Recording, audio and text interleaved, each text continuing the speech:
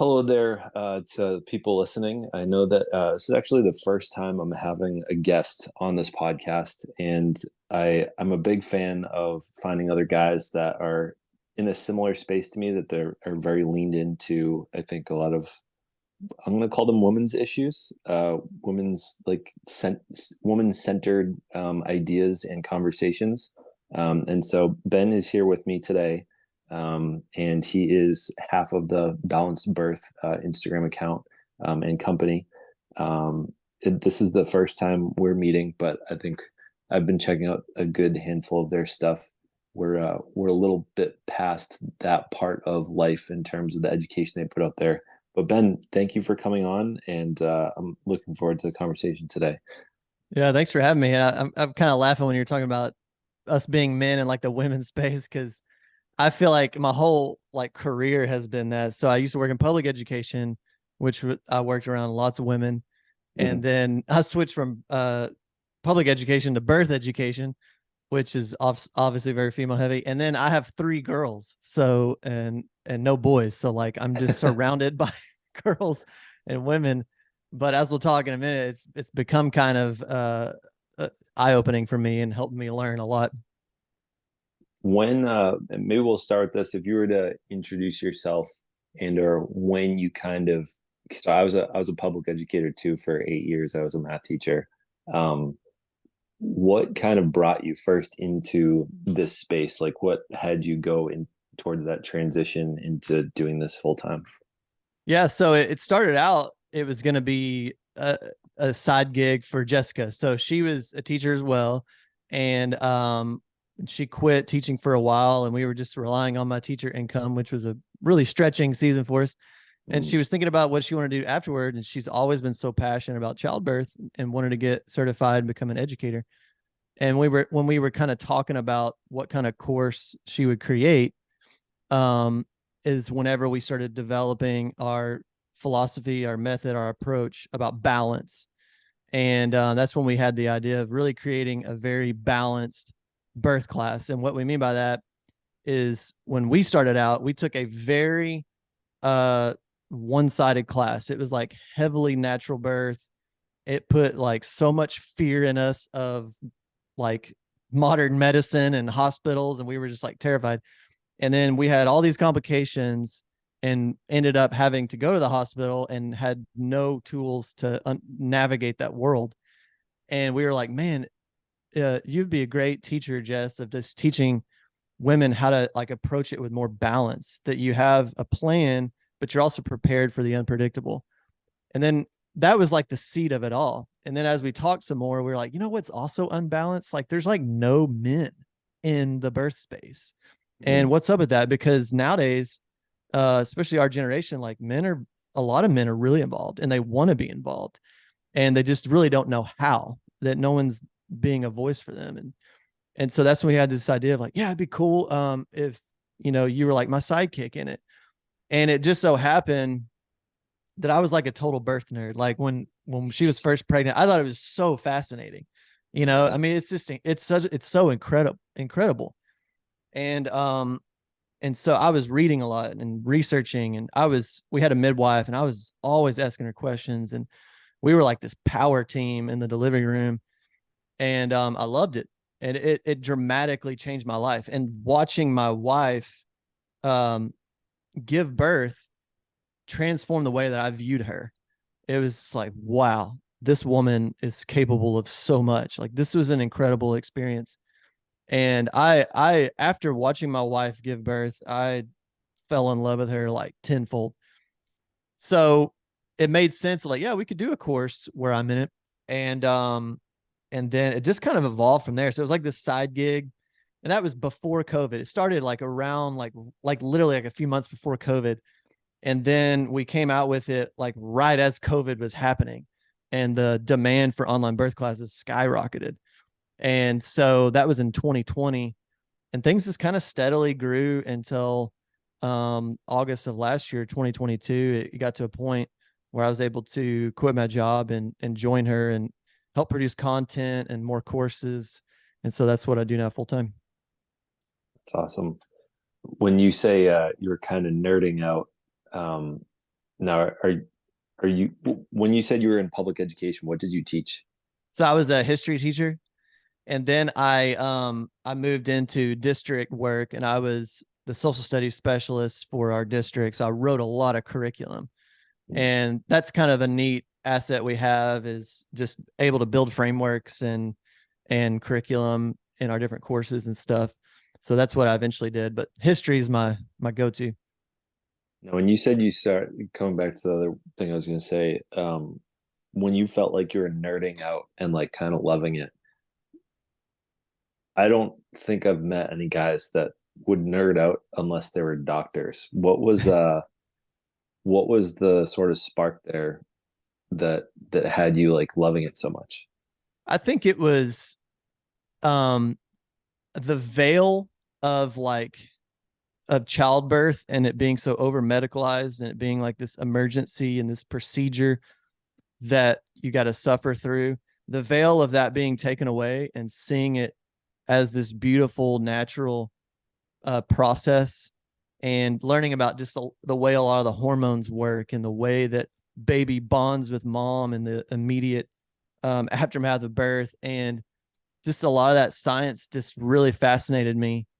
And so I was just really invested in helping Jessica have that unmedicated birth because I just thought it was all really, really cool. Hmm. Yeah, I feel like between like the Working Moms show and Alyssa's experience, I feel like a lot of people are like, okay, yeah, we're gonna go for this like all natural experience. And I know that we similarly like went in thinking like let's go all natural, and then Alyssa was in way more pain than she had anticipated. They sent us back. She was in labor for I think 18, 19 total hours. Mm. Um, and she ended up getting the I always forget the name of it, the Epidural. epidural, that's what it Yeah. is. And I think there was a moment of disappointment, but at the same time, I think she did a great job, like rebounding and just identifying kind of, okay, this is what it is. Like, I was not prepared for this level of pain. When you say that you guys want to help people find more balance in that experience that I just kind of described, like a little bit of upfront disappointment, but then just like, okay, it is what it is. Is that what balance looks like to you? Yeah, yeah. So when you take our birth class, the first thing we talk about is how to find joy. Because if you take our birth class because you just want the perfect natural birth, unmedicated birth, like you're already setting yourself up for disappointment. Because for 90% of the people, there's things that happen you can't predict. Mm-hmm. And nobody has the perfect birth story, which is why childbirth is so exciting. It's a flow and it's an adventure. But if you already get in the mindset that this is going to be one of the most joyous days of our lives, and it's an adventure we're going to go through together, you're already like a leg up on so many levels, and it actually plays into your outcomes because research shows that your fear leads to more tension, which makes it harder to relax and all those things.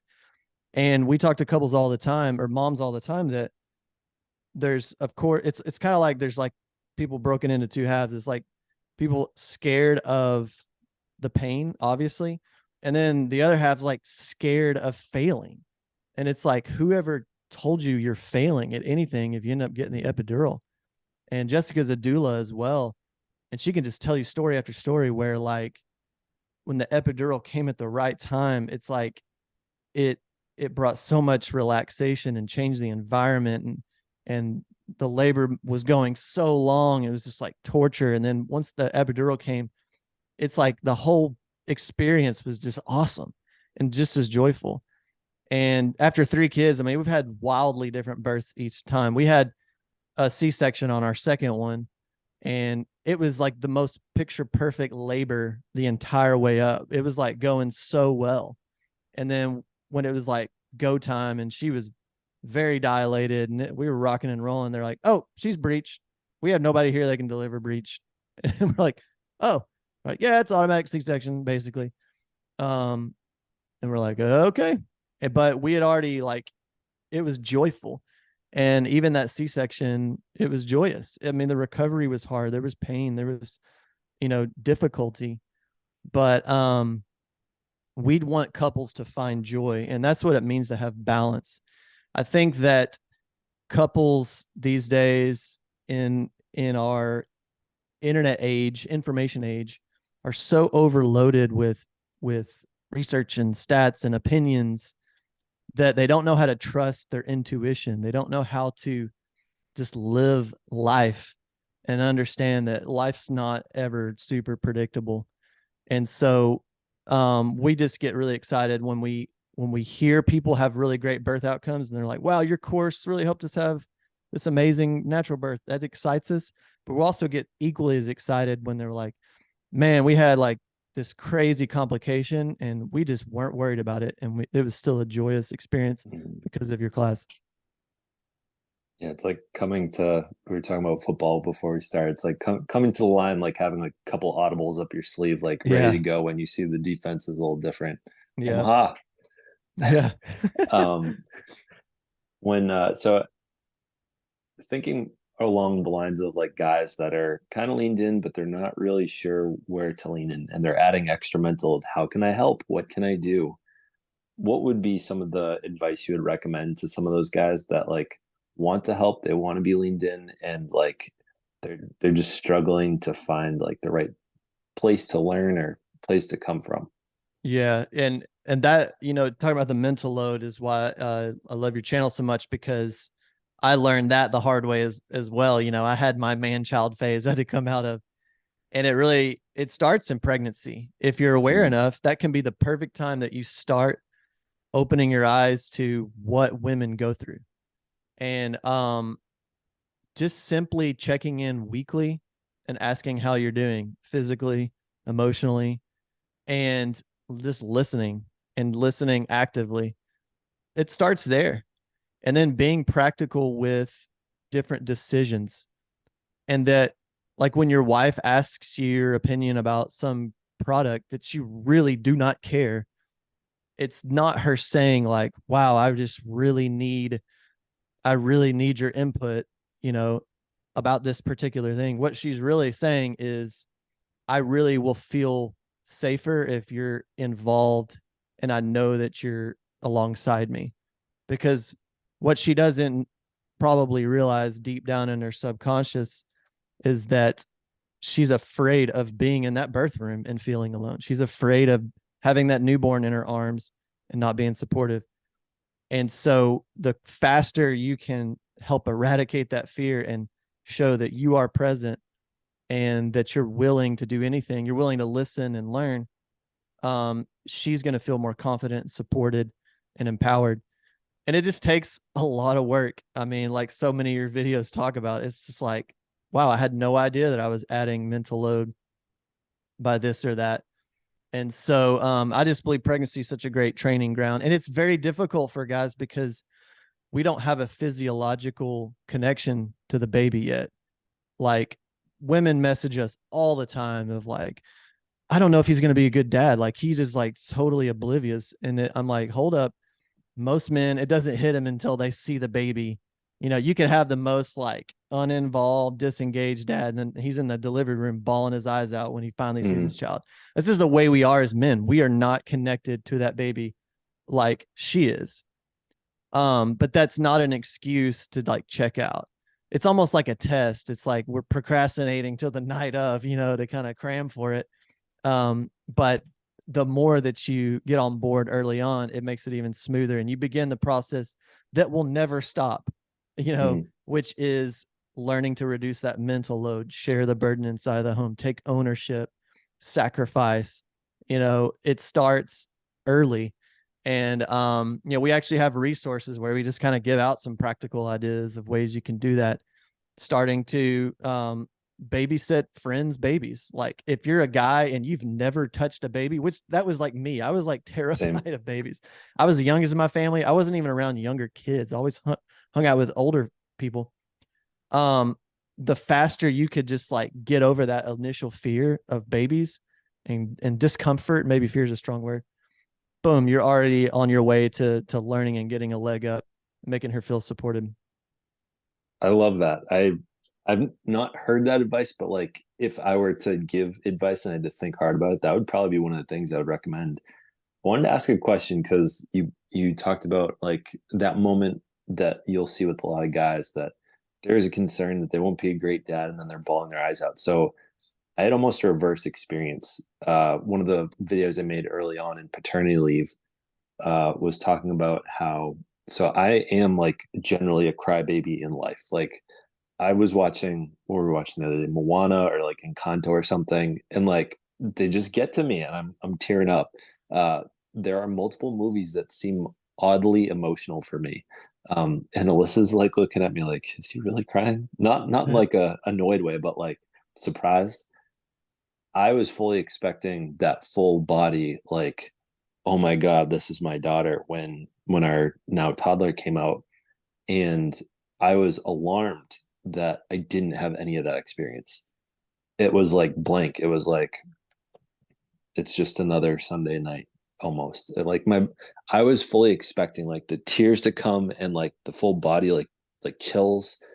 I didn't have any of that. And it took I would say about 3 months before I really felt a bond. And I honestly thought I was like a sociopath. I was like, what is wrong with me that I'm not feeling what I feel about with stupid movies, but I'm not feeling with our child.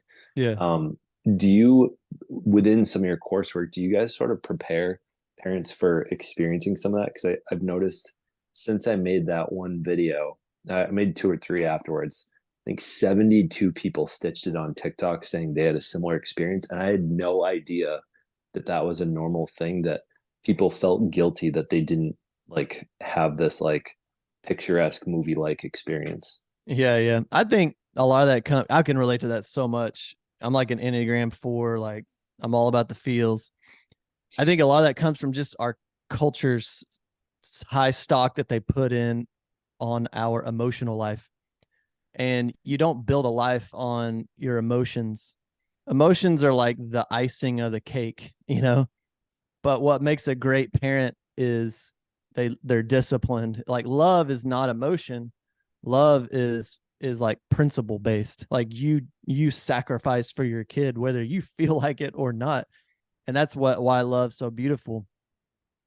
And so that a lot of guys have that experience. A lot of women have that experience. A lot of women sometimes struggle sometimes bonding, and it that really can bother them. But what's interesting is there's actually, and it was interesting because you mentioned 3 months.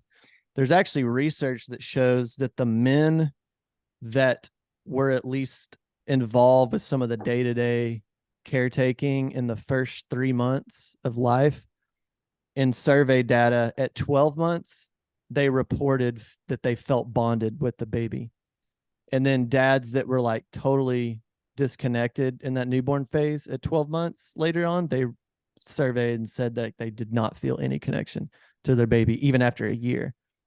And so I would say to guys like that, don't worry about how you feel, because as you know, in parenthood, it's just like there's plenty of days you feel it's like having a job that's like, yeah, plenty of days you don't feel like doing it. But good thing is that's not what love really is. And so I think a lot of guys can relate to that, Zach. Yeah. And another question I wanted to ask, because a lot of people ask me like when I had the epiphany to start my recovery from man childdom, and one of the answers is I'm still slowly trying to pick apart like all the different moments that I've had. But I think when I chose to go sober with Alyssa for pregnancy, and I tried to limit myself in ways that I knew she was going to have to limit herself. Like, we're about to go on a school field trip to go to Six Flags. And I was like, oh, Alyssa wouldn't be able to ride the roller coasters. I know she loves it. Like, okay, I'm going to sit this one out, even though I also love roller coasters. She ended up saying to me, no, Zach, I need you to go on that roller coaster. Like, I need to live vicariously through you. That's good. Um, do you hear or do you have any advice or like coaching that you would give to guys that are trying to look to see how they can better lean in during some of that pregnancy stage? Man, I love that. I love that you did that. That's like That's just speaking my language, because it's about support and encouragement and empowerment for her. And there's plenty of conversations we talk about in like health and diet and exercise and stuff. And I've after being married for 12 years with Jessica, like it's just amazing how much couples feed off of each other. Like you're both contributing to the environment of the home, the emotional environment, and to the discipline of the environment. Like if one, I know it's just, it happens every time. Like Jessica starts, getting in a good exercise routine. It's like, man, I need to get out exercise. And she makes a choice about diet. It makes me want to make a choice. And so I think that's the way it should be. Like if you are living two completely opposite lifestyles, um, you should have a conversation, because you're building something together. You're building one family together. And the values of your family are shaped by your individual values as parents. And the more that you can start bringing those into like synchronization, the more you're building your family effectively and something that is passed down to your children. So like for this very superficial example, like health, if I was like this total like gluttonous pig and then Jessica's like super healthy and like disciplined, and then we're trying to teach our kids lessons about self-control and moderation and balance, like we like to talk about, but I'm this completely unbalanced and again a kind of a pig, like that's ineffective. Like our kids are not, that's not going to get imparted to them. And so I love that example you gave, just for the sake that you're learning to get in sync with her. And I like that she's like, go ride the roller coaster, dude. Like, come on, man. You don't have to do everything exactly what I'm doing. Um, so I hope that answered the question, but I like that example you gave. Yeah, so I made a handful of videos back in like fall during paternity leave, 2 years ago, and I got like a lot of pushback on it, and I'm curious what your thoughts would be around it. So I think I came up with like 14 different ways you could sacrifice as a man to not not experience what she's experiencing, but trying to take on some of the mental load and the emotional labor that she's going through. So like not eating sushi, not drinking, saying no to contact sports or like team sports that she's not going to be able to do. Um, the one that I never actually ended up executing on, but take your favorite fitting outfit that like maybe is like a slim fit and Yeah, like yeah, put it in a box with the ones that she can also not fit into. yeah. Um, and like doing it, I think one of the other ones was I know she had a lot of acid reflux, so taking like a shot of vinegar in the morning to experience some of the unpleasantness of that. Um, I like that. but That's funny. but there are a handful, and a lot of people, the people that push back, they're like, why are you method acting? You're like taking away the beauty um of childbirth. And I'm curious what other it's been a while since I've approached the subject, because I had so many people pushing back on like, you're just method acting and like you're trying to do something that's unhelpful. I'm curious what your thoughts on some of those things would be. Man, I first of all, like whether you meant all that stuff literally or not, to me, when I absorb any content, I'm always looking for the principle. And to me, like I would love that video, because the principle behind it is that go do what you got to do to have more empathy. You do what you got to do to have more understanding. If you love this woman, you should want to understand her perspective more. And the same for her. Like it goes both ways. Um, so I'm all about doing whatever I've got to do to teach myself a lesson. Now, I probably wouldn't have done that stuff, a lot of that stuff literally, but here's another example from my life. Like early on in my marriage, trying to get over my man child stuff, like you were talking about, I was just really struck at a period of time of just how self focused I was. I was just like, wow, no, I was like tallying it up. I was like, I really do put myself first, like almost 90% of the time before her. Mm, And I was like, I've got to enact some practical change. And I was thinking about this while I was folding laundry and putting it up. And I was like, you know what I'm going to do? When I'm done folding, I'm going to put her laundry up first before I do mine. And I just did that. And then the next time I did laundry, I did the same thing. And the same thing for like 2 years. I had this like strict, like monastic discipline that it was like Jessica's laundry first, then my laundry first. It sounds really cheesy, but it built something inside of me, like reflexive. It's like my reflexive response became Jessica's needs, you know? mm, And so I think some of the small things we do can have powerful impact inside of us. After Jessica gave birth, a few years later, I decided to train for a marathon. And when I was training for that marathon, I was thinking about her in labor like so much of the time. It was like I can't give birth, but I can push myself to my limits. And I and that also very transformed me. Like pushing myself to the limits and running that marathon, like it's like I'll never be able to truly relate to a woman, but I can at least relate with having to like fight that mental and physical game and having to push yourself and also learn the value of support. Jessica was so supportive during that season when I was training for that. I mean, we had little kids, like it was not easy. I had to train a lot. Um, but that would be my response to that. that's a great segue. So I made a video the other day. Someone, I don't know if you saw this one, about training for like long distance runs and how uh, I think it was originally like a comment response or it was a DM response where they're like, my husband just took up like I think ultra marathon running or something, and like I don't know how to point out that like there was already like more mental load and more domestic labor on my plate.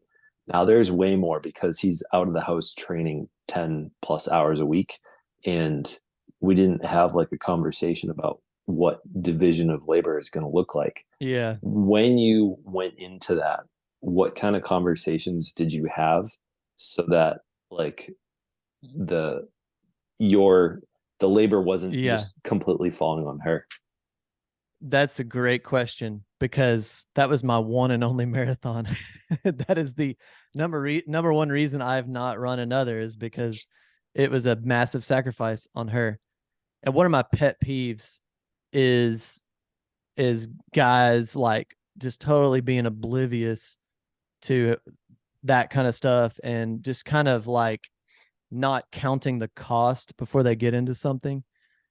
But anyway, that was actually my birthday gift, Zach. Yeah. 6 months before my birthday, before my 6 months before my 30th birthday, I told Jessica, I was like, for my 30th birthday, I would love to say that I ran a marathon before I turned 30. And she's like, you got it. Sounds awesome. Um, but there was still like deliberation and negotiation. There were Mm, many 4:30 a.m. runs instead of the 7:30 a.m. runs.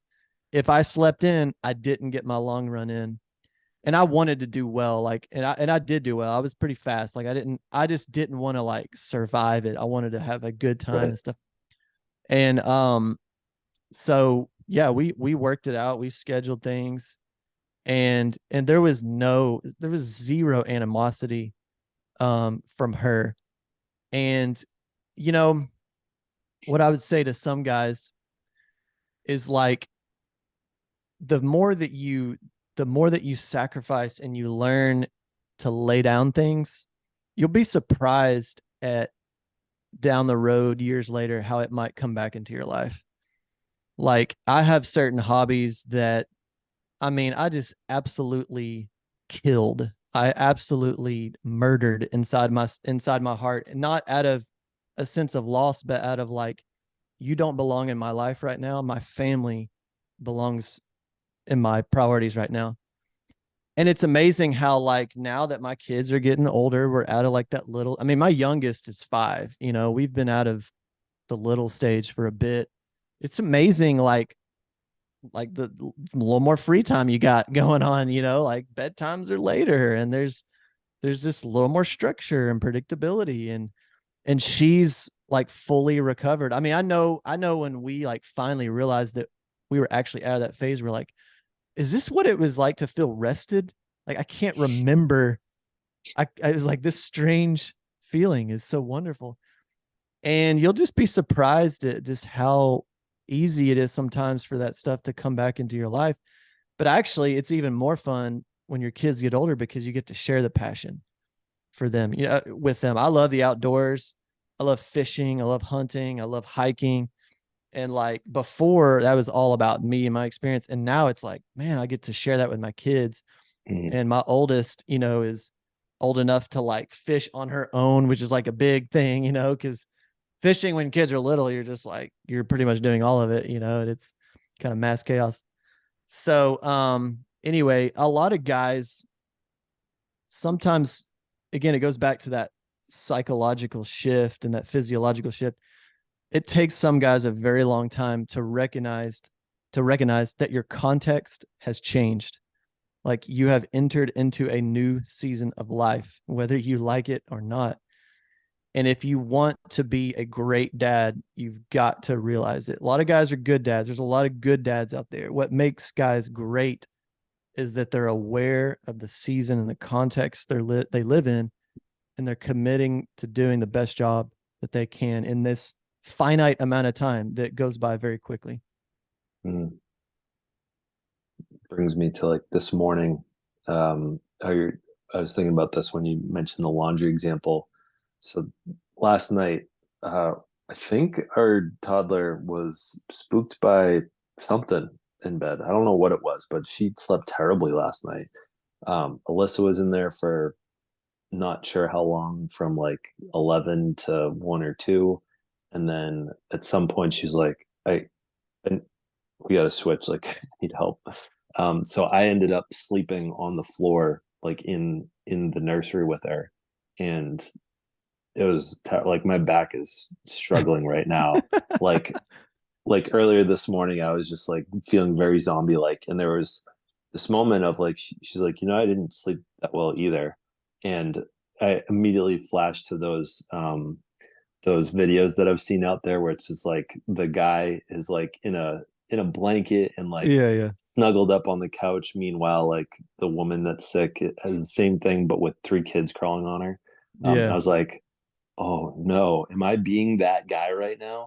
Um, and so literally just thinking back to like not wanting to be that guy was what had me. I still didn't snap out of it, but I just kept moving. I was like, don't stop moving, because I know I need to like help pack lunch this morning, get the car seat back installed in the car so we can get her to daycare. Um, and coming to like the being a great dad is like acknowledging the context and like the season of life you're in. Um, what would you say to dads that they could often be missing in the the chapter of life you sort of just came from with multiple littles? Wait, so rephrase it. What would I say? Oh, what are things they might be missing while they're going through it? Yeah. Man, I would like, my top encouragement to guys is like, dude, it's physically and mentally draining. Parenting never gets easy. Like in the school age, I mean, our girls are in an older phase where there's just like relationship drama with their friends at school, and there's just like, insecurity and things they're going through. I mean, there's always stuff, but there is nothing like the physical demand that early season is. My biggest encouragement is like, hey, it's you're going to get through it, and you're gonna survive. um so don't try to just like, it's like, do your very best, but don't be so hard on yourself.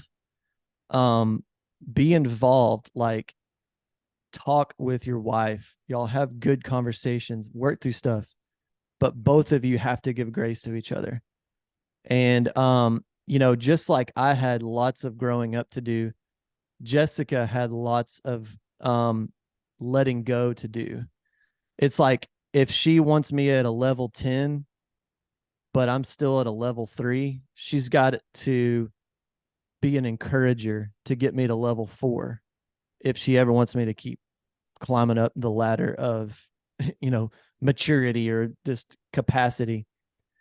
And so I'd say that's a big one for me. Another one is just like even in the early stage, you're building things, you're building habits, values, you're teaching your kids stuff, you're the emotional environment you set in the home.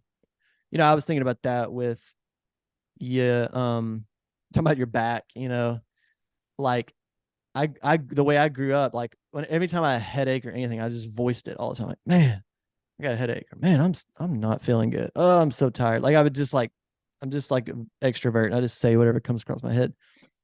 And it just drove Jessica crazy because she's like total opposite. Like you would never know if she's feeling bad because she's like a grin and bear it kind of a person. And she's had to learn to express herself more. I've had to learn to keep my mouth shut. And Mm. the reason is, and when we're talking about fatherhood, is that your words tune the atmosphere. Same with mom. Her words are tuning the atmosphere. But I believe dad's got to set that tone. And if he's setting a tone of self-focus and complaining and focusing on all the negatives he's experiencing, you're not going to be able to build a home where joy and gratitude are the things that are being highlighted. And so whenever your kids are naturally like going to complain about like everything, but if you're not being like a living example of gratitude, a living example of perseverance, a living example of joy, it's hard to help shepherd your kids through their own struggles as well. That was some good stuff there. Um, so we're about to wrap up here, Ben. Where, for people that have appreciated what you've been talking about here, want to find you, want to work with you, what are some channels that you would recommend they Yeah. be in contact? So all of our courses you can find on balancedfamilies.com. And so our vision is we eventually want like courses for like all things family life. Right now we have a birth class, a breastfeeding class, a newborn health class, and we partner with some health professionals inside of those as well. We're working on some resources for baby sleep, which is a big touchy topic for couples, and like Mhm. a whole nother podcast on its own about the struggles that's brought. And if you enroll in any of our courses, like if you're pregnant and you take our course, we have a support group for our students, and we also have a separate support group just for the dads that I moderate. And then literally like 2 months ago, I came out with a class all about fatherhood that's not as you know like young kids focused. It's really just like about fatherhood in general. I call it the dad class. Yeah. And it's kind of this side project I've started. We got some guys into it that are really getting a lot out of it. A lot of guys are doing it as friends, like a couple guys will get together and they'll go through it together. And you also get in the private group when you do that. And it's really exciting. In that class, you learn about like the stages of development. And I built the class basically like, what do I wish I would have known? And I'm a big picture guy. And so I take the guys through the stages of child development and how fathering relates to each of those stages, all the way up into like young adulthood. And then we just look at certain characteristics of what makes a great dad. And you have a workbook and you kind of evaluate things that you want to work on inside of that. So that's balancedfamilies.com. And then on Instagram, if you're on Instagram, our account is balanced.birth.couple. And it's very birth and postpartum focused. Gotcha. Well, Ben, thank you for coming on here. Thank you for sharing your wisdom with us. I'm looking forward to part of this was a test run to see if I like having guests and interviewing, and this has been a great experience. So thank you for giving me a positive first guest appearance on a podcast. Man, thanks for having me.